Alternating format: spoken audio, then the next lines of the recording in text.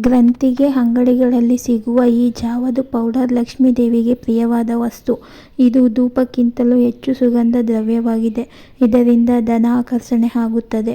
ದೇವರ ಪೂಜೆಗೆ ಬಳಸುವ ಅರಿಶಿಣ ಮತ್ತು ಕುಂಕುಮದಲ್ಲಿ ಈ ಜಾವದ ಪೌಡರ್ ಬಳಸಿದರೆ ಜಾಸ್ತಿ ದಿನದವರೆಗೂ ಆ ಅರಿಶಿಣ ಕುಂಕುಮ ಹಾಳಾಗುವುದಿಲ್ಲ.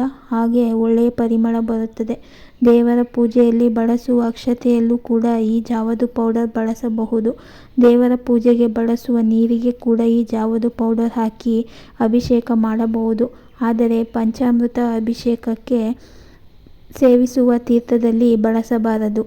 ದೇವಾಲಯಗಳಲ್ಲಿ ಬರುವ ಸುಗಂಧ ದ್ರವ್ಯಗಳ ಸುವಾಸನೆ ಮನೆಯಲ್ಲಿ ಬರಬೇಕಾದರೆ ಮನೆಯಲ್ಲಿ ದೇವರಿಗೆ ಧೂಪ ಹಾಕುವಾಗ ಅದಕ್ಕೆ ಸ್ವಲ್ಪ ಈ ಜಾವದ ಪೌಡರ್ ಹಾಕಿ ಮನೆಯೆಲ್ಲ ಧೂಪಕ್ಕಿಂತ ಹೆಚ್ಚು ಸುಗಂಧ ದ್ರವ್ಯಗಳ ಸುವಾಸನೆ ಹರಡುತ್ತದೆ.